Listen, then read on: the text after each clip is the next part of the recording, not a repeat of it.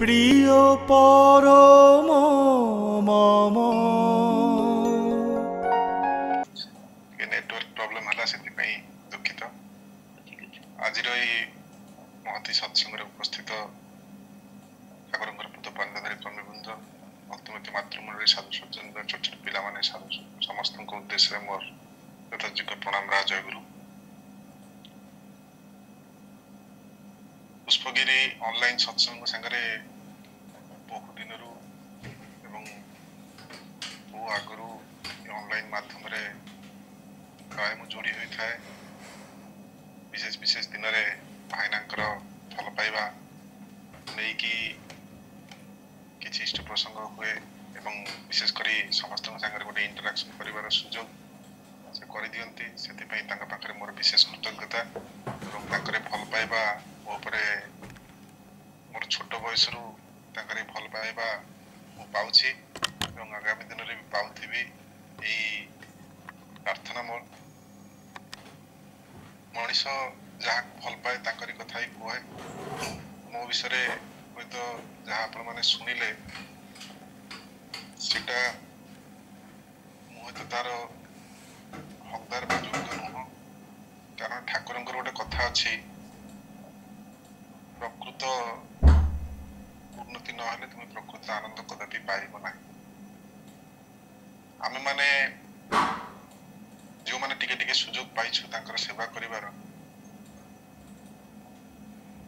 वे तो संपूर्ण भावे आमे कोन तांको जेमिति से चाहिचंदी सेमिति कोन आमे हेई पारिछु। एटा मो मनरे बहुत समय प्रश्न आसे। ठाकुरଙ୍କର लिटरेचर पढ़ला बेले तार बहुत समर्थन भी मिले। माता मनमोहिनी देवी हरित की बागान जो ठाकुर जोड़ी थिले हरित की बागान लेन रे जो घरे थिले सेठी छाई भितरु माँ कौन गोटुचंदी ना कोयला गोटे गोटे जो छोट छोट कोयला टुकड़ा सब गोटुचंदी। जड़े भक्त देखी कहते अरे अरे देख आम माने कौन विषयासक्त स्वयं माँ देख केते विषयासक्त स्वयं माँ देख ये की काम करुछंती। माँ का कान रे कथाटा पड़ला माँ कहते हाँ सतरे मु विषयासक्त मो बाच्चार जो उन्नति हम जो मंगल हम से मो जीवन टा देवाक चाहे। अर्थात श्री श्री ठाकुर उन्नति मंगल मु सब जिन करुच्ची। ठाकुर कथाटा कही कहते माँ जपरी पिला मार जो टाण जमी तार पिला आम मानकर टाण जदि आम इष्ट इंटरेस्ट उपरे आमर जदि टाण हुए ताहले मनुष्य जीवन में सब किछि पारे। इष्ट स्वार्थ ताले केतेटा टाण आमर हवा दरकार। किंतु आम माने ठाकुर आ गोटे जगह भी कहउछंती जे तम माने जदि सेरकम निजर चरित्र निजर प्रवृत्तिर ख्याल माफिक प्रवृत्तिर कामना वासना पूरण करने को चलिबो एवं इष्ट स्वार्थ रे अनन्य कर्मा अनन्य मना हेकी चलिबो ई दिटा संभव। मनुष्य निजर ख्याल पूर्ण पाई जते सब फंदी फिकर करे सेतरे से शांति पाए ना। किंतु जतबे श्रेष्ठ स्वार्थ पूरण कामना जतबे मनुष्य को पाई बसे अर्थात मनुष्य जतबे तार इष्ट को टिके भल पाए सेतबे ताको आउ किछि भल लागे ना एइथिरे ताको शांति मिले। किंतु आम माने हमर प्रकृति खेला सब चली। ठाकुर गोटे जगह कहते मनुष्य जो षड़ रिपु काम क्रोध लोभ मोह मद आश्चर्य एटा हाथ रे जे जेते पड़ी तार जीवन सेते बेहाल। कहते मनुष्यर सेक्स लाइफ यौन जीवन जदि एडजस्टेड नुह से विशृंखल। कहते जो मनुष्यर यौन जीवन जेते श्रृंखलित से मनुष्य सेते नॉर्मल। एटा भी ठाकुर कहते ये कामना ये जो काम मोर मन होची बाकी सब रिपु होची यार अफसुट अर्थात यार डालपाला एठू ही सब सृष्टि। तो मनुष्य ठाकुर आ गोटे जगह भी कहते आलोचना प्रसंग में मनुष्यर जिते बदभ्यास था जदि तार ଯେତେ ସଦଭ୍ୟାସ ଥାଉ ଯଦି ତାର ଗୋଟିଏ ପ୍ରବୃତ୍ତି ଇଷ୍ଟାର୍ଥୀ ହେବାକୁ ବାକି ଥାଏ ତାହେଲେ ତା ଭିତରେ ଦେଇକି ସେ ଅନର୍ଥ ଘଟାଇପାରେ। ଆଉ ମଣିଷର ଯେତେ ବଦଭ୍ୟାସ ଥାଉ ଯଦି ତାର ସମସ୍ତ ପ୍ରବୃତ୍ତି ଯଦି ଇଷ୍ଟାର୍ଥୀ ହୋଇ ଉଠେ ତାହେଲେ ତାର ଏଇ ବଦଭ୍ୟାସ କଟେଇବାକୁ ବେଶୀ ସମୟ ଲାଗିବ। କେତେ ବଡ କଥା। ମଣିଷର ବହୁତ ସଦଭ୍ୟାସ ଅଛି, ବହୁତ ବଡ ବଡ ଭଲ କାମ କରୁଛି, କିନ୍ତୁ ଗୋଟିଏ ଲିକ୍ ଅଛି, କୋଉ ଗୋଟିଏ ପ୍ରକୃତି ତାର ପ୍ରମିନେଣ୍ଟ, ଯୋଉଟା କି ଠାକୁର କହୁଛନ୍ତି ମାଷ୍ଟର କମ୍ପ୍ଲେକ୍ସ। ଯଦି ଆମର ସେଟା ପ୍ରମିନେଣ୍ଟ ହେଇକି ଥାଏ ତାହେଲେ କଣ ହଉଛି ନା ତା ଭିତରେ ଦେଇକି ଅନର୍ଥ ଘଟେଇବାକୁ ବେଶୀ ସମୟ ଲାଗିବ। ତ ସେଥିପାଇଁ ଠାକୁର କହୁଛନ୍ତି ଯେ ତମର ଯଦି ପ୍ରକୃତି ରଙ୍ଗିଳ ମଣିଷ ଅନ୍ତରରେ ବହୁ କଷ୍ଟ ପାଏ ତା ମାନେ ସମସ୍ତେ ପ୍ରକୃତି ରଙ୍ଗିଳ। ଆଉ ଯଦି ଠାକୁର ତାର ବଞ୍ଚିବାର ଉପାୟ କହୁଛନ୍ତି ଯୋଉଟା କି ପରମ ପୂଜ୍ୟପାଦ ବର୍ତ୍ତମାନ ଆଚାର୍ଯ୍ୟ ଦେବ ସେଦିନ କହିଥିଲେ ମଣିଷର ସବୁଠୁ ବଡ ଶତ୍ରୁ ହଉଛି ତାର ଦୁର୍ବଳତା। ଠାକୁରଙ୍କର ଏଇ କଥା, ମଣିଷ ସାଥିରେ ଯଦି କିଛି ଯିବ ତାର ଦୁର୍ବଳତା ହିଁ ଯିବ ମଶାଣିକୁ। ହେଲେ ଦୁର୍ବଳତା ହାତରୁ ରକ୍ଷା ପାଇବାର ଏକମାତ୍ର ଉପାୟ ହଉଛି ସେଇ ନାମ, ସେଇ ସାଧନା। ଏଇ ସାଧନା ପଦ୍ଧତି ଠାକୁର କହୁଛନ୍ତି ନାମ ଜୀବନ୍ତ ହୁଏ ଅନୁରାଗରେ। ନାମ କରିବାକୁ ହୁଏ ଅନୁରାଗରେ, ନାମ ଜୀବନ୍ତ ହୁଏ ଅନୁରାଗେ। ଏବଂ ଏଇ ପ୍ରିୟ ପରମଙ୍କ ପ୍ରତି ଯଦି ଆମର ସେଇ ଟାଣ ଯେତେ ବଢିବ ମଣିଷ ସେତେ ବୃତ୍ତି ପ୍ରବୃତ୍ତିର ଉପରକୁ ଉଠିବ। এই ବୃତ୍ତି ପ୍ରବୃତ୍ତି ଉପରକୁ ଉଠିବା ପାଇଁ ଠାକୁର ଆମକୁ ସହଜରେ କହିଛନ୍ତି। ସେଥିପାଇଁ ଆମେ ଶୁଣୁ ରାସଲୀଳା। ରାସଲୀଳା ସେ କହିଛନ୍ତି ଠାକୁର ଶବ୍ଦ ଲୀଳା। ମୁଁ ଏଇ କଥା ଏଇଥିପାଇଁ କହୁଛି ଯେ ପ୍ରିୟ ପରମଙ୍କ ପ୍ରତି ଯେତେବେଳେ ଟାଣ, ଏଇ ଶବ୍ଦ ଲୀଳା କହୁଛନ୍ତି ଯେତେବେଳେ ତମର ପ୍ରିୟ ପରମଙ୍କ ପ୍ରତି ଅକାଟ୍ୟ ଟାଣ ହବ ତାହେଲେ ତମେ କଣ କରିବ ନା ସେଇ ଭିତରର ଯୋଉ ପ୍ରକୃତି ଗୁଡା ସେ ପ୍ରେଷ୍ଠ ସ୍ୱାର୍ଥ ପରାୟଣ ହୋଇ ଉଠିବ ଏବଂ ତାଙ୍କ ସାଙ୍ଗରେ ଏକ ତାନ ହୋଇ ଉଠିବ, ସେମ୍ ଟ୍ୟୁନିଂ ହେଇଯିବ। ମୋର ଆଉ ସ୍ୱାର୍ଥ ବୋଲି, ମୋର ଆଉ ବୃତ୍ତି ପ୍ରବୃତ୍ତି ବୋଲି କିଛି ରହିଲା ନାହିଁ, ସବୁ ମୋଲ୍ଡେଡ୍ ହେଇଗଲା, ସବୁ ନିୟନ୍ତ୍ରଣାଧୀନ ହେଇଗଲା। ଠାକୁର ତାକୁ ନିରୋଧ କରିବାକୁ କହିନାହାନ୍ତି, ନିୟନ୍ତ୍ରଣ କରିବାକୁ କହିଛନ୍ତି। ଏଇ ଯେ ନିୟନ୍ତ୍ରଣାଧୀନ ହେଇଗଲା, ଯଦି ବୃତ୍ତି ପ୍ରବୃତ୍ତି ଆମ ମନରେ ଆସିକି ଉଙ୍କି ମାରୁଛି ଠାକୁର ତାକୁ ଇଗ୍ନୋର କର। ଇଗ୍ନୋର କଲେ ଧୀରେ ଧୀରେ ଧୀରେ ଧୀରେ ଦେଖିବ ସେଗୁଡା ସବୁ ନିୟନ୍ତ୍ରଣ ହେଇଯାଉଛି। ଆଉ ଏଇ ନିୟନ୍ତ୍ରଣାଧୀନ କରିବା ପାଇଁ ହିଁ ଆମର ସବୁ ପ୍ରଚେଷ୍ଟା, ସବୁ ଭଲ ପାଇବା, ସବୁ ଜୀବନର ସବୁ ନିର୍ଯାସ, ଯୋଉଟା ପ୍ରଥମେ କହୁଥିଲି ଯେ ପ୍ରେଷ୍ଠ ସ୍ୱାର୍ଥ ପରାୟଣ, ମାନେ ପ୍ରେଷ୍ଠ ସ୍ୱାର୍ଥ ପରାୟଣତାର କାମନା ଯେତେବେଳେ ମଣିଷକୁ ପାଇ ବସିବ ସେତେବେଳେ ତାର କିଛି ଚିନ୍ତା ନାହିଁ, ସେତେବେଳେ ହିଁ ସେଭ୍। ସେତେବେଳେ ଆମେ ଯାହା ମାନେ ସେ ଚାଲିଗଲେ ସେଠି ପଦ୍ମ ଫୁଟିବ। ଆଉ ଠାକୁରଙ୍କର ଏଇ ସମସ୍ତ ତତ୍ତ୍ୱ ଯାହାର ଭିତରେ ଉଦ୍ଭାସିତ ସେ ହେଉଛନ୍ତି ଆଚାର୍ଯ୍ୟ। ସେ ଆଚାର୍ଯ୍ୟଙ୍କର ସଙ୍ଗ କରିବା ଭିତରେ ଦେଇକି ସେଦିନ 26 ତାରିଖ ସତ୍ସଙ୍ଗ ଆଗରୁ ପରମ ପୂଜ୍ୟପାଦ ଶ୍ରୀ ଶ୍ରୀ ଆଚାର୍ଯ୍ୟ ଦେବ ମାନେ କହୁଥାନ୍ତି ଯେ ସତ୍ତା ସଚ୍ଚିଦାନନ୍ଦମୟ। ଏଟା ଜଷ୍ଟ ଉପରେ କଥା ହେଲା, ତାପରେ ସତ୍ସଙ୍ଗ ଗଲେ ସେ କଥାଟା କହିକି କହୁଛନ୍ତି ଚରେଇବତୀ, ଅର୍ଥାତ୍ ଚରି ଯାଉଥିବ ଏଇ ସତ୍ତା ତାକୁ କେହି ଅଟକେଇ ପାରିବେ ନାହିଁ। ଏଇ ଯେ ଆଚାର୍ଯ୍ୟ ପରମ୍ପରା ଚାଲିଥିବ, ଆଦି ଅନାଦି କାଳ ପର୍ଯ୍ୟନ୍ତ ଚାଲିଥିବ। ତ ସେଥିପାଇଁ କୌଣସି ଶୋକ ଛାୟା, ଶୋକର ଚିହ୍ନ ଯେମିତି ମାନେ ମୁଣ୍ଡରେ ନଥିବ। ଯଦି କିଛି ନବାକୁ ହୁଏ ବାବାଙ୍କର ଯୋଉ ପ୍ରେରଣା, ଯୋଉ କର୍ମ ଦକ୍ଷତା, ଏଇଗୁଡା ଅନ୍ତର ଭିତରେ ନେଇଯାଉ ବୋହିକି। ଯେତେବେଳେ ପରମ ପୂଜ୍ୟପାଦ ଶ୍ରୀ ଶ୍ରୀ ଦାଦା, ଯାହାକୁ ବାବା ବୋଲି ସମ୍ବୋଧନ କରେ, ବାବା ଯେତେବେଳେ ଏଇଠି ଯେତେବେଳେ ମିଶନ ହସ୍ପିଟାଲରେ ଥାଆନ୍ତି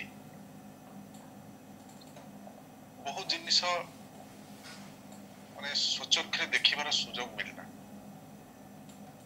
ପରମ ପୂଜ୍ୟପାଦ ଶ୍ରୀ ଶ୍ରୀ ଆଚାର୍ଯ୍ୟ ଦେବ ତାଙ୍କ ଭିତରେ ଯୋଉ କ୍ଷମତା ନେଇକି ସେ ଜନ୍ମିଛନ୍ତି, ଯୋଉ ଅସମ୍ଭବ ମାନେ ମନୋବିଜ୍ଞାନ, ମାନସିକ ଦୃଢତା ତାଙ୍କର, ଏଇଟା ବି ସ୍ୱଚକ୍ଷୁରେ ମାନେ ଦର୍ଶନ କରିବାର ଆମର ସୌଭାଗ୍ୟ ହେଲା। ଦୟା କରିକି ସେ ସୁଯୋଗ ଦେଲେ। ଆମମାନେ ଗୋଟିଏ ଜାଗାରେ ସେ ବସିଥାନ୍ତି, ଗୋଟିଏ ଜାଗାରେ ବସିକି ପୁରା ସବୁ ଜିନିଷଟାକୁ କଣ୍ଟ୍ରୋଲ କରୁଛନ୍ତି। ମାନେ ଅତି ନଗଣ୍ୟ, ଅତି ଛୋଟ ବା ଅତି ମାନେ ଅନାମତ ଦେହ ଯଦି କିଏ ତାଙ୍କ ସାଙ୍ଗରେ ଅଛି ତାର ବି ଖବର ନେବାକୁ ସେ ଭୁଲୁନାହାନ୍ତି। ତା ସାଙ୍ଗରେ ବହୁ ବଡ଼ ବଡ଼ ଲୋକମାନେ ପ୍ରତିଷ୍ଠିତ ଲୋକମାନେ ଆସୁଛନ୍ତି ଦେଖା କରିବାକୁ ତାଙ୍କ ସାଙ୍ଗରେ, ତାଙ୍କ ସାଙ୍ଗରେ ବି ସେମିତି। ଆମର ସୁବୁଦ୍ଧି ଭାଇ ଯେ ଇଞ୍ଜିନିୟର ସନ୍ତୋଷ ସୁବୁଦ୍ଧି ଭାଇ ଆପଣମାନେ ସମସ୍ତେ ଜାଣିଛନ୍ତି, ସେ ଆସିଥିଲେ ପ୍ରାୟ 13 ତାରିଖ, 2 ଦିନ ଆଗରୁ ଆସିଥିଲେ। 16 ତାରିଖର ଘଟଣା, 13 ତାରିଖ ଆସିଥିଲେ। କୋଉ ଗୋଟେ ମନ୍ଦିରର କାମ ଦାମ ନେଇକି କଥାବାର୍ତ୍ତା ହେଲେ। କହୁଛନ୍ତି ମୁଁ ମାଙ୍କ ସାଙ୍ଗରେ କଥା ହେଲି, ମୁଁ ବୁଝିନି ବିଙ୍କିଦାଙ୍କ ସାଙ୍ଗରେ କଥା ହେଲି, ବୁଝିନି ସିପାହୀଙ୍କ ସାଙ୍ଗରେ କଥା ହେଲି, ବର୍ତ୍ତମାନ ଆଚାର୍ଯ୍ୟଙ୍କ ସାଙ୍ଗରେ କଥା ହେଲି, ଏତେ ସମୟ କଥା ହେଲି, ସାରା ଦିନ ରହିଲି, କିନ୍ତୁ ମୁଁ ମାତ୍ର ଟେର ବି ପାଇଲି ନାହିଁ ଯେ ଆଚାର୍ଯ୍ୟଦେବ ଏତେ ସିରିୟସ୍ ଅଛନ୍ତି ବୋଲି। ସବୁ କଥା ତ ନର୍ମାଲି ଚାଲିଛି। ଏଇ ଯୋଉ ନର୍ମାଲି, ଏଇ ନର୍ମାଲସି, এইটাই হচ্ছে abnormally নর্মাল। সাধারণ মଣିଷ ହେଇଥିଲେ ଆମେ ବ୍ୟତିବ୍ୟସ୍ତ ବିବ୍ରତ ହେଇକି ଖାଲି ଇଆଡେ ସିଆଡେ ଧଇଁ ସଇଁକି ଦୌଡିଥାନ୍ତୁ। କିନ୍ତୁ ଯୋଉମାନେ ସ୍ଥିତପ୍ରଜ୍ଞ ସେମାନେ ହଉଛନ୍ତି, ସେମାନେ ଜାଣିଛନ୍ତି। ଆଉ ସେଦିନ ବର୍ତ୍ତମାନ ଆଚାର୍ଯ୍ୟ ଦେବ ପ୍ରକାଶ ବି କରିଦେଲେ, ଯେତେବେଳେ ଆମ ଚେୟାରମ୍ୟାନ ସାହେବ ଯାଇଥିଲେ ତାଙ୍କୁ ଦେଖା କରିବାକୁ 8 ତାରିଖ ଦିନ, ଅକ୍ଟୋବର 8 ତାରିଖ ଦିନ, ସେ କହୁଛନ୍ତି ଆଜ୍ଞା ବାବାଙ୍କର ଦେହ ଖରାପ 24 ଘଣ୍ଟା ଆଗରୁ ତ ମୁଁ ଶାନ୍ତନୁ ତାଙ୍କୁ କହିଥିଲି ଯେ ଆପଣ ଆଇସିୟୁ ରେଡି କରି ରଖିବାକୁ। ମୁଁ ତ ଆମ୍ବୁଲାନ୍ସ ବାଲାକୁ ଫୋନ କରି କହିଥିଲି 24 ଘଣ୍ଟା ଆଗରୁ ଯେ ତୁମେ ଟିକେ ଆମ୍ବୁଲାନ୍ସଟା ରେଡି ରଖିଥିବ ଭାଇ, ଯଦି ଦରକାର ପଡେ ରାତିରେ ମୁଁ ଡାକିବି। ଆଉ ସତ ରାତିରେ ଦରକାର ପଡିଲା, ସେ ରାତି 11ଟାରେ ଆମ୍ବୁଲାନ୍ସରେ ଧରିକି ଆମେ ବାବାଙ୍କୁ ଆସିଲୁ। ସେଦିନ ମୋର ବି ରହିବାର କଥା ନୁହଁ, ସମସ୍ତେ ପଳେଇ ଆସିଲେ। ହଠାତ୍ ମାନେ ଇଚ୍ଛା କଣ ହେଲା ମୁଁ ଜାଣିନି, ରହିଯାଇଥିଲି ସେଦିନ। ଏବଂ ପ୍ରଥମେ ଯେତେବେଳେ ଟିକେ ଶରୀର ମାନେ କ୍ରିଟିକାଲ ହେଇଛି, ବଡ ବଡ ଆଖି କରିକି ଯେତେବେଳେ ଦେଖୁଛନ୍ତି, ମାନେ ସେଇଟା ହିଁ ଲାଷ୍ଟ ଚାହାଣୀ ଥିଲା ତାଙ୍କର ମୋ ପ୍ରତି, ମାନେ ଯୋଉଟା ଅର୍ଥପୂର୍ଣ୍ଣ ଚାହାଣୀ। ଏ କଣ ହଉଛି, ମାନେ ସବୁ ଯେମିତି ତାଙ୍କ ଆଗରେ ସିନେମାର ଚିତ୍ର ଭଳି ନାଚି ଯାଉଥିଲା ମନେ ହଉଥିଲା। ତଥାପି ଆମେ ମାନେ ବର୍ତ୍ତମାନ ଆଚାର୍ଯ୍ୟଦେବଙ୍କର ଅହେତୁକ ଦୟା ଆଉ ତାଙ୍କର ଯୋଉ ଚିନ୍ତାଧାରା, ତାଙ୍କର ଯୋଉ ନିର୍ଣ୍ଣାୟକ ଚିନ୍ତାଧାରା, ସେଇ ହିସାବରେ ଆମେ ସମସ୍ତ ଚେଷ୍ଟା କରିଥିଲୁ। ପରମ ପିତାଙ୍କର ଇଚ୍ଛା ଯାହା ସେଟା ହିଁ ହବ। ଡାକ୍ତର ବାବୁ ଆପଣ ନିଶ୍ଚିନ୍ତ ହେଇକି ଆପଣ ଚିକିତ୍ସା କରନ୍ତୁ। ଏବଂ ଯିଏ ଯାଇଥିଲେ ତାଙ୍କୁ ଶୋକର ବାର୍ତ୍ତା ଶୁଣେଇବାକୁ, ସେ ଆଉ ଥରେ ତେଜିଆନ ହେଇକି ଉଜ୍ଜୀବିତ ହେଇକି ପଳେଇ ଆସିଲେ। ଆସିକି ସେ ଚିକିତ୍ସା କେମିତି ଆହୁରି ବଳବତ୍ତର ରହିବ ସେଇ ବ୍ୟବସ୍ଥା କଲେ। ଏଇ ହଉଛି କର୍ମ ପ୍ରେରଣା। ଯୋଉ କଥା ଆମର ଶ୍ରଦ୍ଧା ମାନା ଭାଇ କହୁଥିଲେ, ଯେତେବେଳେ ତା 7 ଅଗଷ୍ଟ ଯେତେବେଳେ ବାବାଙ୍କର ଦେହଟା ପ୍ରଥମେ ଟିକେ କ୍ରିଟିକାଲ ହେଇଥିଲା, ନାକରେ ଅକ୍ସିଜେନ ଲାଗିଛି, କିନ୍ତୁ ସନ୍ଧ୍ୟା ପ୍ରାର୍ଥନା ପରେ ମୁଁ ଦେଖିକି କହୁଛନ୍ତି ଏଇ ତତେ ମୁଁ ମନ୍ଦିର କରିବାକୁ କହିଥିଲି ଆରଡିରେ ବାବାମଣି ଧାମରେ, ସେ ମନ୍ଦିର କଣ ହେଲା, କାଇଁ କଲୁନି ତ? ତୁ ତ କଲୁନି, ଆଚ୍ଛା ଠିକ ଅଛି, ନିଜେ ଅର୍ଘ୍ୟ କାଢିକି ଏଇ ଗରିବ ବ୍ରାହ୍ମଣ ଅର୍ଘ୍ୟ ଦଉଛି, ମୁଁ ଅର୍ଘ୍ୟ ଦଉଛି ବୋଲି ସମସ୍ତଙ୍କୁ କହିବି। ଏବଂ ତାପରେ ଦେଖ ଠାକୁରଙ୍କର ଦୟା କଣ ସେଠି ହଉଛି। ଯାହା ହଉ ତାପରେ ବାବାଙ୍କର ଶରୀରଟା ଏତେ ମାନେ ବିଗିଡି ଯାଇଥିଲା, ମନ ମିଜାଜ କିଛି ଠିକ ନଥିଲା। ମନେ ପଡି ଯାଇଥିଲା ଗୋଟେ କଥା, ଯେ ସେଇ ବଳଦେବ ସ୍ୱାଇଁଙ୍କ କଥା ଯୋଉ ଆପଣ ମାନେ ସମସ୍ତେ ଜାଣିଛନ୍ତି ହୁଏତ। ଠାକୁର ଯେତେବେଳେ ବଳଦେବ ସ୍ୱାଇଁଙ୍କୁ ପଠଉଛନ୍ତି, ମାନେ ବଳଦେବ ସ୍ୱାଇଁଙ୍କୁ ଦେଖା କରିବା ପାଇଁ ପଠଉଛନ୍ତି ହାଉଜରମ୍ୟାନ ଦେଖୁ, ପରଦିନ ସକାଳୁ ସେ ବାହାରି ଯିବେ, ସେତେବେଳେ ଠାକୁର ପ୍ରଣାମ କରିବାକୁ ଆସିଛନ୍ତି, ଟ୍ରେନ ଟାଇମ ହେଇଗଲାଣି। ଠାକୁର କହୁଛନ୍ତି ଯାହା ଟିକେ ବଡଖକୁ ଜିନିଷଟା ଦେଇଆ, ଦେଖା କରିକି କଥାଟା କହିକିଆ। ଠାକୁର ଏଟା ମୁଁ କରିପାରିବିନି। ନା କଣ ପାଇଁ? ନା ଠାକୁର ଗୋ ବିଟୁନି ହେଇଯିବ। ମୁଁ ଯଦି ଏବେ ବଡଖକୁ ଆମ ରୁମକୁ ଯଦି ଯିବି, ଘରକୁ ଯଦି ଯିବି, ତାହେଲେ ମୋର ଟ୍ରେନ ମିସ୍ ହେଇଯିବ, ମୁଁ ଆଉ ତାଙ୍କୁ ବଳଦେବ ସ୍ୱାଇଁଙ୍କୁ ଦେଖା କରିବାକୁ ଯାଇପାରିବିନି।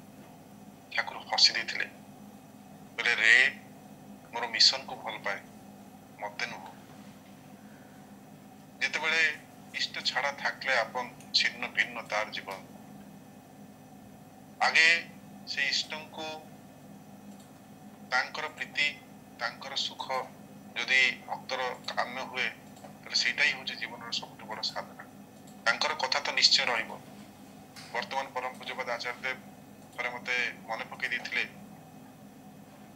କହିଲେ ମନ୍ଦିର 6 ମାସରେ ଛିଡ଼ା ହେଇଯିବ।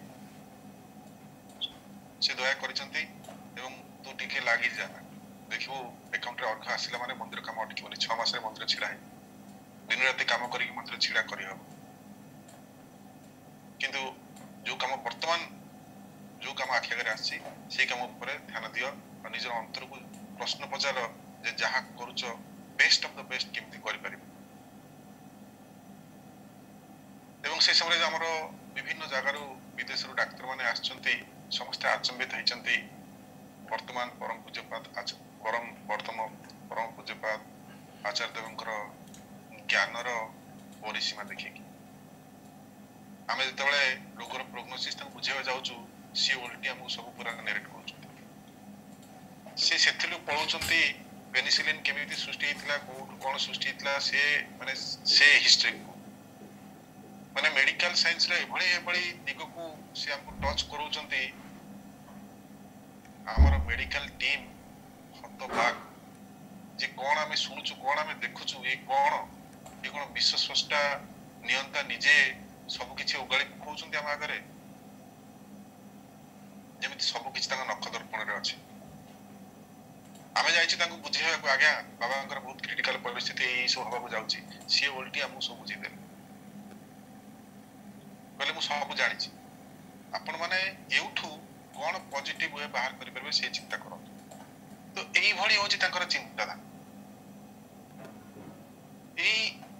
ଏବଂ ମଝିରେ ମଝିରେ ବାବାଙ୍କର ଯେତେବେଳେ ଦେହ ଭଲ ନଥାଏ ସେତେବେଳେ ବୁଝନେ ସିପାଇଦା, ବୁଝନେ ଅବିନ୍ଦା ସମସ୍ତେ ଆସିକି ଆଇସିୟୁର ଗୋଟେ ପାଖରେ ଘର ଅଛି, ସେ ଘରେ ଆମ ଡାକ୍ତର ଯେତେବେଳେ ପସ୍ତୁ ଆମ ପାଖରେ ବେଶ ଟିକେ ସମୟ ବିତାନ୍ତି। ଆମମାନେ ଟିକେ ଆହୁରି ଏନର୍ଜାଇଜ ହଉ, ଯେତେବେଳେ ଟିକେ ମାନେ ଟିକେ ଭାଙ୍ଗି ପଡୁ ଯେ କ'ଣ ହଉଛି, କିଛି ଭଲ ଇମ୍ପ୍ରୁଭମେଣ୍ଟ ହଉନି, ସେତେବେଳେ କେହି ନା କେହି ଆସିକି କଥା ହେବେ। କିଛି ସମୟ କଥାବାର୍ତ୍ତା ହେଲା ପରେ ଆଉ ଥରେ ଆମେ ପୁଣି ଏକ୍ସାଇଟେଡ୍ ହେଇଯାଉ, ଆଉ ଥରେ ଆମେ ପୁଣି ଏଲେକ୍ଟେଡ୍ ହେଇଯାଉ, ଆଉ ଥରେ ପୁଣି ପୂର୍ଣ୍ଣ ବେଗରେ ପୁଣି କାମ କରିବାକୁ ଶକ୍ତି ମିଳିଯାଏ। ଏଇ ହଉଛି ତାଙ୍କର ଛୁଆ।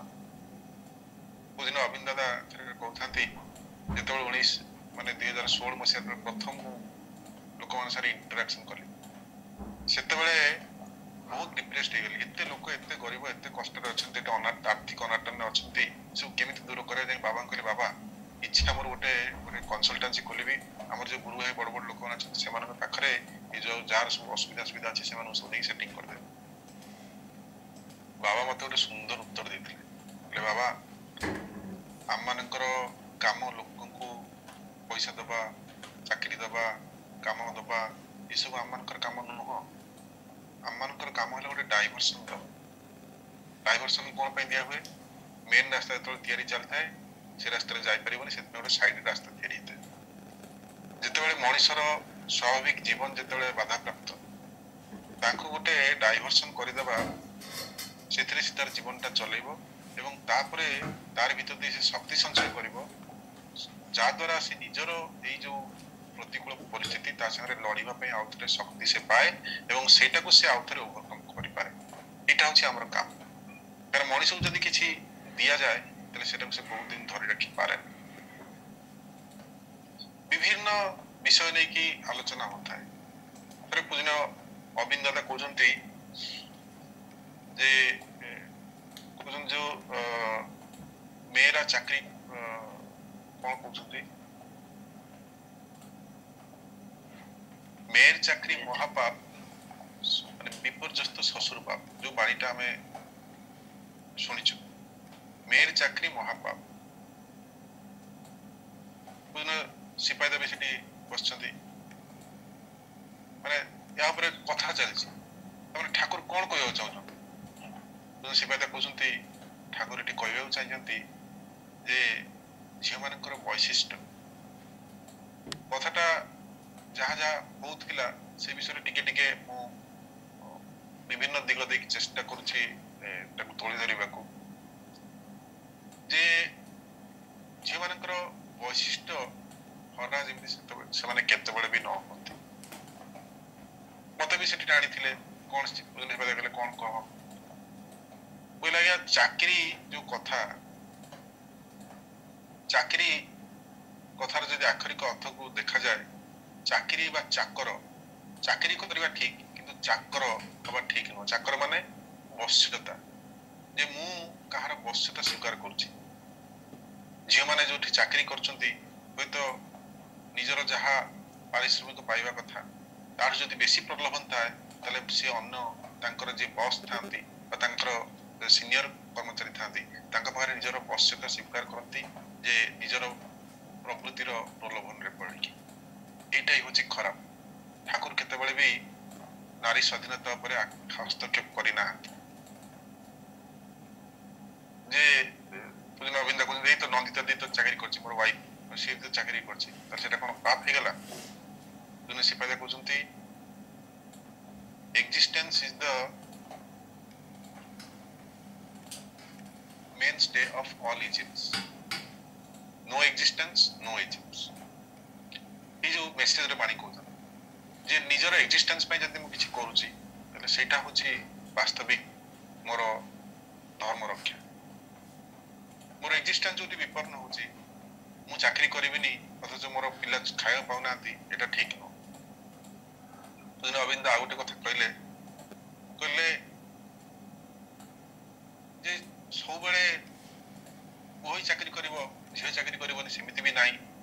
हमर एमिति सिनेमा आर्टिस्ट बहुत गुड़ा अच्छा स्ट्रगलिंग आर्टिस्ट ना कहले पंकज त्रिपाठी कहले नाटा कहले से लोकटा स्ट्रगलिंग एक्टर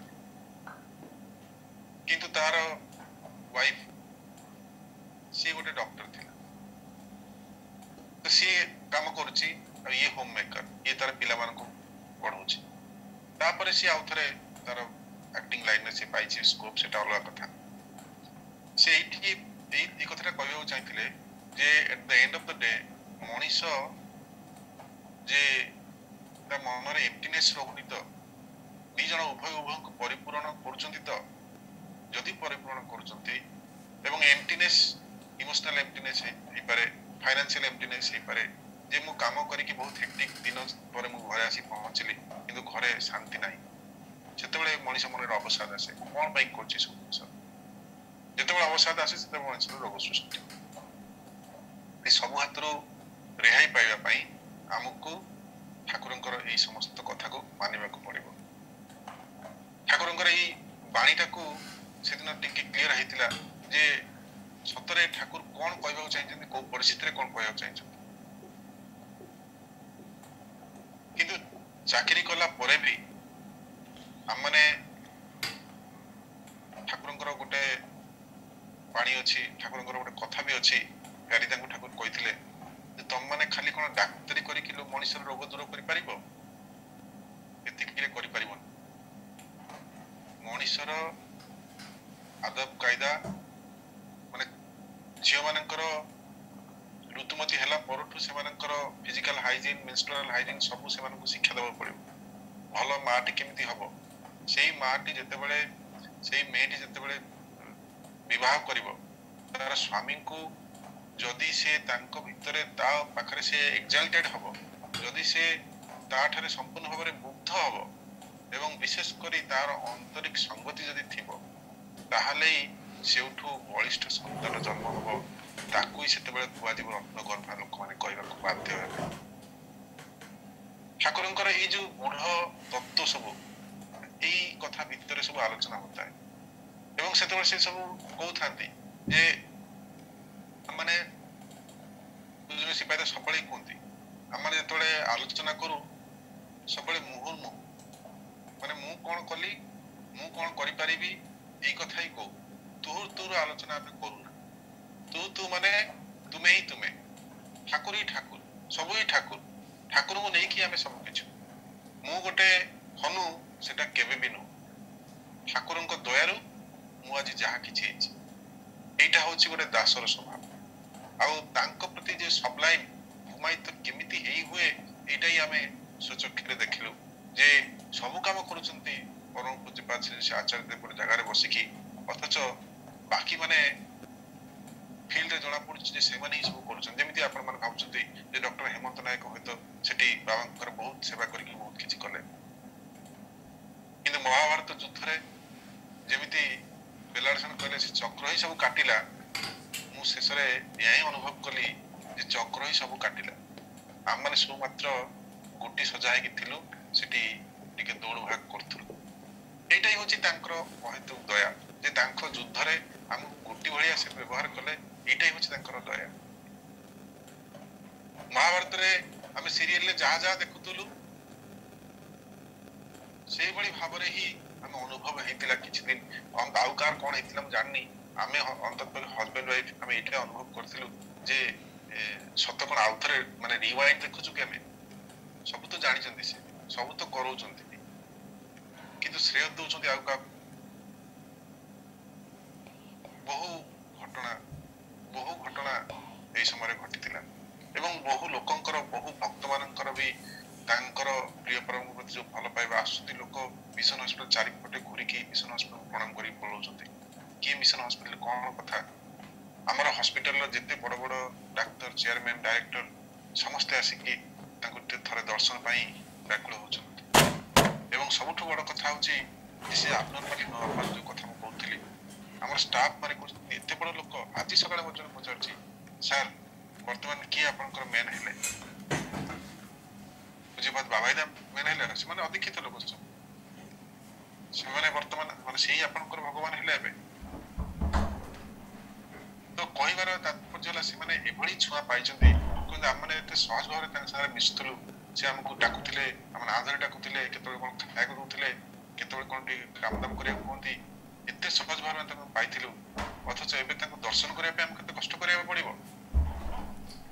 ମଣିଷ ଯେତେବେଳେ ସହଜ ଭାବରେ କିଛି ପାଇଯାଏ ତାର ମୂଲ୍ୟ ବୁଝିପାରେ ନା। ଯେତେବେଳେ ସେଇ ଜିନିଷଟା ଦୂରେଇ ଯାଏ ସେତେବେଳେ ଆମେ ମୂଲ୍ୟ ବୁଝିପାରୁ ଯେ କଣ ହଉଛି, କଣ ପାଇଁ କଣ ହେଲା। এই কর্ম তৎপরতা ଆମେ ଠାକୁର ପରିବାରରେ ଯେତେ ଲୋକଙ୍କ ପାଖରେ ମିଶଛୁ, ଆଉ ସବୁବେଳେ ସେ ପାରିବାରିକ ଜୀବନ ଉପରେ ଦେଖିଲେ ବହୁତ ଇମ୍ପୋର୍ଟାନ୍ସ ଦେଇଛନ୍ତି। ଅବିନ୍ଦା ମାନେ ଏତେ ଛୋଟ ବୟସରୁ ବି ସଂସାର ଜୀବନ ଯେ ଗୂଢ କଥା ସବୁ କହୁଛନ୍ତି, ମୁଁ ଦେଖିକି ମୁଣ୍ଡ ଘୁରି ଯାଇଥିଲା। କହୁଛନ୍ତି ତମେ ହୁଏତ ବହୁତ ପିଲାମାନଙ୍କର ଭବିଷ୍ୟତ ସିକ୍ୟୁର କରିବା ପାଇଁ ତମେ ବହୁତ କାମ କରୁଛ, ବହୁତ ପଇସା କମାଉଛ, ସବୁ ଠିକ ଅଛି, କିନ୍ତୁ ସେ ପିଲାମାନଙ୍କ ପାଇଁ ତମ ପାଖରେ ଟାଇମ ନାହିଁ।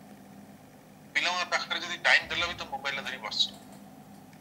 ତୁମକୁ କଣ କରିବାକୁ ପଡିବ ନା ଛୁଆମାନଙ୍କ ପାଖରେ ବସିକି ସେମାନଙ୍କର ଛୋଟବେଳର କଥା, ଜନ୍ମ ହେଲା କଥା, ତାପର କଥା, ଛୋଟବେଳେ କଣ କରୁଥିଲା, ଭଲ କଥା କଥା କହିଲ, କିମ୍ବା ତମ ମାନଙ୍କର ଛୋଟବେଳର କଥା କିଛି ଭଲ କଥା ତାଙ୍କ ପାଖରେ କହିଲ। ୟା ଭିତରେ ଦେଇକି କଣ ହୁଏ, ସେମାନଙ୍କର ଯୋଉ ଚିନ୍ତାଧାରାଟା ବହୁତ ଷ୍ଟ୍ରେଙ୍ଗଦେନ ହେଇଯାଏ। ତମେ ମାନେ କିଭଳି ଠାକୁରଙ୍କ ଲାଇନରେ ଆସିଲ ସେ କଥା ତାଙ୍କ ମୁଣ୍ଡରେ ବି ପୁରେଇଲେ ବେଟୁ। ତାଙ୍କୁ କେତେବେଳେ ଏଇଟା କର, ଏଇଟା କାହିଁ କଲୁନି, କାହିଁ ପ୍ରାର୍ଥନା କଲୁନି, ତାକୁ ବାଡେଇବା, କାହିଁ ତୁ ନାମଧାନ କରୁନି, କାହିଁ ବାଣୀ ଘୋଷିଲୁନି, କିଛି କରିବା ଦରକାର ନାହିଁ। ସିପାହୀ ସବୁବେଳେ କୁହନ୍ତି ଆମମାନଙ୍କୁ ଆମ ବାବା ଶିଖେଇ ନାହାନ୍ତି, ଆମ ବାବାଙ୍କୁ ତାଙ୍କ ବାବା ଶିଖେଇ ନଥିଲେ, ତାଙ୍କ ବାବାକୁ ତାଙ୍କ ବାବା ବି ଶିଖେଇ ନଥିଲେ। ଆମେ ଦେଖିଛୁ, ଶିଖିଛୁ, ସେଇଟା ଆମେ କରୁଛୁ। ବିଙ୍କିତା ଥରେ କହୁଥାନ୍ତି ଯେ ଆମେ ଛୋଟବେଳୁ ଦେଖିଛୁ ତିନି ଭାଇ ଯେ ମା ଶୋଇବା ଆଗରୁ ନା ଯେତେ କାମ ସରୁ ସବୁ କାମ ସାରିକି ମା ଆମ ମାନଙ୍କୁ ଶୁଆଇବେ, ତାପରେ ସେ କିନ୍ତୁ ବସିକି ଆଗେ ନାମ କରିବେ, ଘୋଡେଇକି ମୁହଁ ଘୋଡେଇକି ସବୁ ପ୍ରକାର କରିକି ତାପରେ ସେ ଶୋଇବେ। ଆମମାନେ ବି ସେଇଭଳିଆ ଅଭ୍ୟାସରେ ଅଭ୍ୟସ୍ତ। ଛୋଟବେଳୁ ସେଇ ଅଭ୍ୟାସଟା ଅଛି, ଏବେ ବି ସେଇ ଅଭ୍ୟାସ ଅଛି। ତ ଗୋଟେ ମାର ଚଳନ କେତେଟା ପିଲାଙ୍କ ଉପରେ ଇମ୍ପାକ୍ଟ ପକାଏ। ଏତେ ସହଜ ନୁହଁ ମା ହବା, ଠାକୁର କହିଛନ୍ତି ଏତେ ସହଜ ନୁହଁ ମା ହବା। ଏବଂ ନିଜେ ସ୍ୱୟଂ ମା ଏଠି କହୁଛନ୍ତି ମୋର ମାନେ ପିଲାମାନଙ୍କୁ ମୁଁ ସବୁବେଳେ ଏଇଟା କରନା ସେଟା କରନା ସେଟା କହିନି, କିନ୍ତୁ ଏମିତି ବି ନୁହଁ ତାଙ୍କୁ ପୁରା ଫ୍ରିରେ ଛାଡି ଦେଇଛି। ଯୋଉଟା କଲେ ନିହାତି ତାଙ୍କର ମାନେ ଜୀବନ ପ୍ରତି ସଂଶୟ ଅଛି ବା ସେଟା ଅସୁବିଧା ଅଛି, ସେଟା କିନ୍ତୁ ମୁଁ ତାଙ୍କୁ ଆକଟ କରେ। ବହୁତ କଥା ମା ବି କୁହନ୍ତି, ଏଇ ଛୋଟ ଛୋଟ ଛୁଆ ମାନେ ସେମାନେ କିଛି ପଇସାର ମୂଲ୍ୟ ବୁଝୁନାହାନ୍ତି। ଅର୍ଣ୍ଣ କି ଗୋଟେ ଭିକାରୀ ଛିଡା ହେଇଛି, ଆସିଲା ଠାକୁମା ଦେବେ 5 ଟଙ୍କା ଦେବେ, 5 ଟଙ୍କା ନେଲା ସେ ଭିକାରୀଟା ଦେବେ। ସେ ତ 500 ଟଙ୍କାର ମୂଲ୍ୟ ହିଁ ବୁଝିଲାନି, କଣ 500 ଟଙ୍କା ଭିକାରୀଟା ଦରକାର ସେଥିପାଇଁ ତାକୁ 500 ଟଙ୍କା ଦେଇଦେଲା। କିନ୍ତୁ ମୁଁ ତ ଜାଣେ ସେ ଭିକାରୀ ତାକୁ କିଏ ଭିକାରୀ ସଜେଇକି ଏଠି ପଠେଇଛି। ଯାହାର ପ୍ରାପ୍ୟ 5 ଟଙ୍କା ପାଇବାର କଥା ସେ 5 ଟଙ୍କା ତାକୁ ଦେଇ ଦଉଛି। ତ ସେତେବେଳେ ମୁଁ ତାକୁ ରାଗେ, କାହିଁ ଏସବୁ କରୁଛୁ, ତୁ କିଛି ଜାଣିନୁ, ସଂସାରଟାକୁ ବୁଝ, ଏଇ ମାନେ ବିଭିନ୍ନ କଥା। ଅବିନ ଛୋଟବେଳେ ସେ ମୋର ମାନେ ଛଡା ସେ ରହୁନଥିଲା, ତା ମା ପାଖରେ ନ ରହିକି ସେ ମୋ ପାଖରେ ଶୋଇବାକୁ ପସନ୍ଦ କରେ। କିନ୍ତୁ ବର୍ତ୍ତମାନ ସେ ବଡ ହେଇଗଲାଣି, ବର୍ତ୍ତମାନ ମାନେ ବିଭିନ୍ନ କାମରେ ତାର ବ୍ୟସ୍ତ, ହୁଏତ ମୋ ପାଖକୁ ଆସିବା ତାଙ୍କର ଏବେ ଟାଇମ୍। କଥା ପଡୁ ପଡୁ ଅବିନ୍ଦ ଯେତେବେଳେ ମୁଁ କହିଲି ମାଙ୍କର ଥରେ ଟିକେ ଦେହ ଖରାପ ହେଲା, ମୁଁ କହିଲି ମା କିନ୍ତୁ ମନେ ମନେ ଆପଣଙ୍କୁ ମାନେ ସବୁବେଳେ ଦେଖିକି ଝୁରି ହଉଛନ୍ତି, ଦିନ ରାତି ସବୁବେଳେ ରାତିରେ ଫେରିଲା ବେଳକୁ ଆସି ଠାକୁରଙ୍କ ପାଖରେ ଦେଖିଗଲେ, ଠାକୁର କେମିତି ଅଛନ୍ତି, କଥା ହେଇକି ଆଡା ହେଇଗଲେ। ଏଇଭଳି ଭାବରେ ସଂସାର ମାନେ କହୁଛନ୍ତି, ଧର ତମେ ହଜବେଣ୍ଡ ୱାଇଫ, ତମ ଭିତରେ ଗୋଟେ ସୌହାର୍ଦ୍ଦ୍ୟପୂର୍ଣ୍ଣ ଗୋଟେ ବ୍ୟବହାର ନାହିଁ, ତମ ମାନେ ନିଜ ନିଜ ଭିତରେ ଟାଇମ କେହି କାହାକୁ ଦଉନ। କହିଲେ ୱାଇଫ ତ ତମ ପାଇଁ ବହୁତ କିଛି ରୋଷେଇବାସ କରିକି ରଖିଛି, ତମେ ଅଫିସରୁ ଆସିଲ ହୁଏତ ଖାଲି ଜଷ୍ଟ କିଛି ନୁହଁ ଯାଇକି ତାକୁ ଟିକେ ଆଦର କଲ, ଏତିକିରେ ଦେଖିବ ତାର ମାନେ କୃତକୃତାର୍ଥ ହେଇଯାଉଛି। ସ୍ୱାମୀ ସ୍ତ୍ରୀର ସମ୍ପର୍କଟା ଯେତେ ବଣ୍ଡ, ଯେତେ ନିବିଡ଼ ହବ, ଠାକୁରଙ୍କର କଥା ଯେତେ ନିବିଡ଼ ହବ ସେତେ ଦେବ ସନ୍ତାନ ତମ ପାଖରେ ହବ। ତ ତମକୁ ଆଉ ତ ମାନେ ଜୋର କରି କିଛି କରିବାକୁ ପଡିବନି।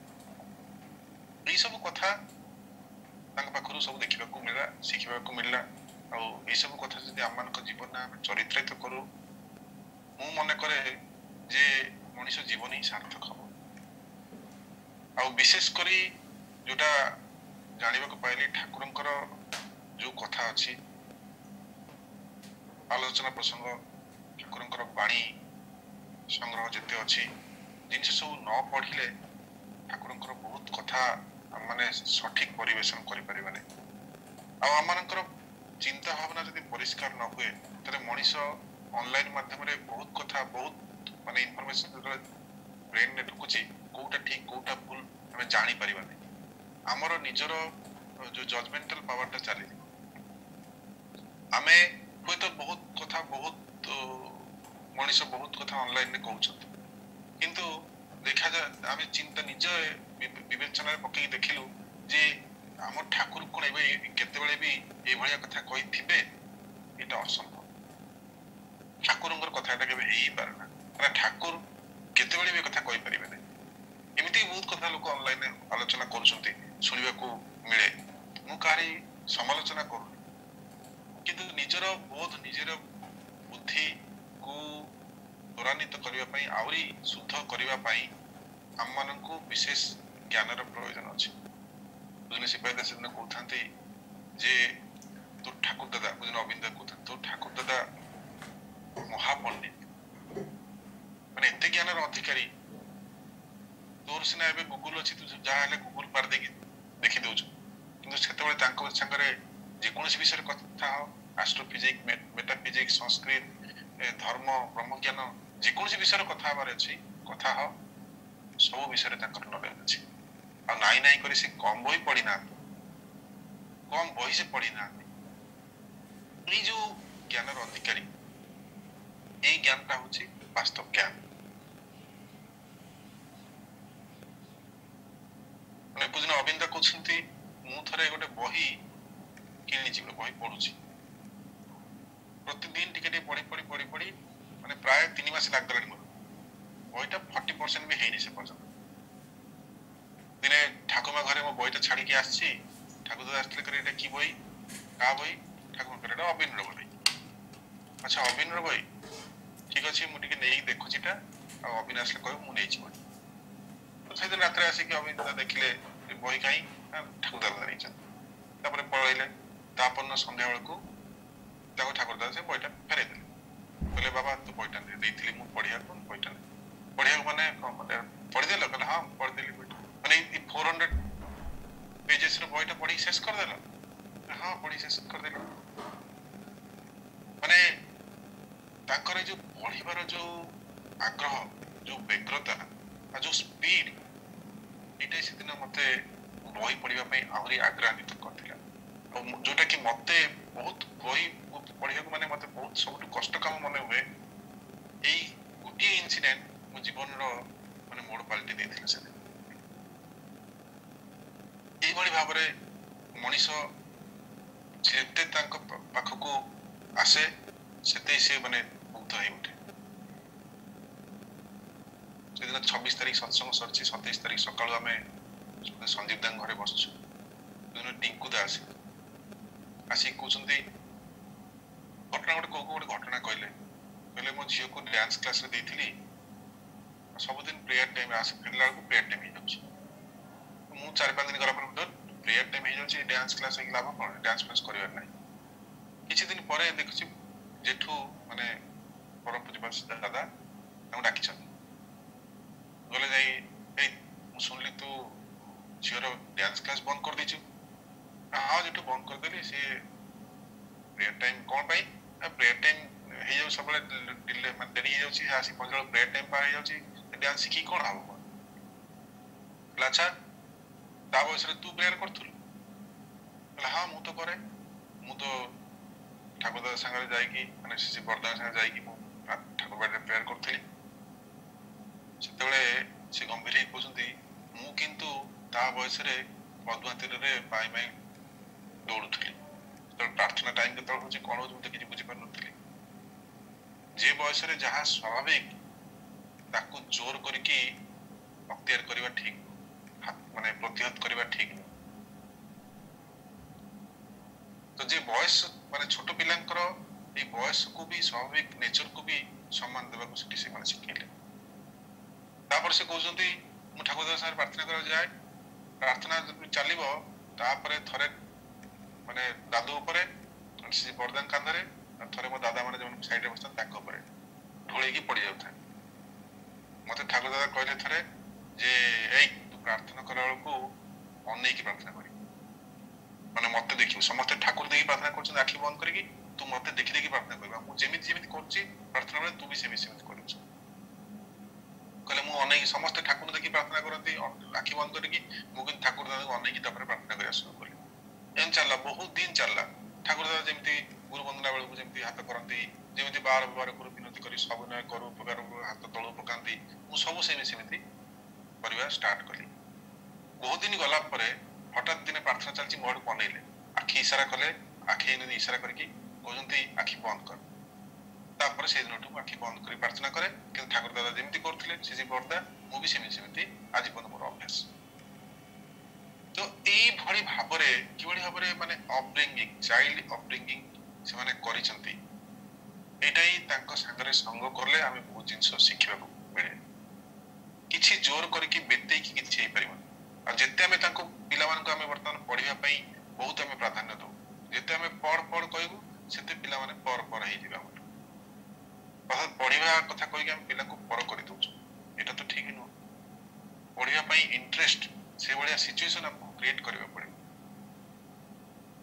एवं इष्ट विषय को जे कोनोसी बही पत्र जमन को पढिबा ऑनलाइन माध्यम रे एटा गुटे भलो जिंस होची शिशु सत्संग के विभिन्न जगह रे छोट छोट माने पढुचंती से माने भी आलोचना करूचंती तांकर प्रतिभा भी तांकर गीत तांकर कहिबा सब प्रकार में विभिन्न प्रतिभा तांकर हम देखिबा को पाउछु के नाच करूचे के आर्ट करूचे विभिन्न प्रतिभा देखिबा पाउछु से वैशिष्ट माफिक शिक्षा ठाकुर कहिसंती सेटे हम मानकर उचित शिक्षा हवा दरकार कथा तो कहले बहुत बढ़ी चलथिबो मते जहा समय दिया हितला मते लागुची समय अतिक्रांत आउ विशेष प्रसंग न बढ़ी सर्वशेष रे हमर श्रद्धेय प्रमोद सतपतिदा जाको मु भाईना बोली जाको संबोधन करे भाईना को पाखरे मोर कृतज्ञता जणाय एवं ए पुष्पगिरी सत्संग अनुकूल रे जो दादा भाई माने ए ऑनलाइन सत्संग माध्यम रे जोड़ी हिचंती समस्तंकर से परम दयाल को पाखरे मु तांकर मंगल प्रार्थना करूछि आ आजिर आचार्य देव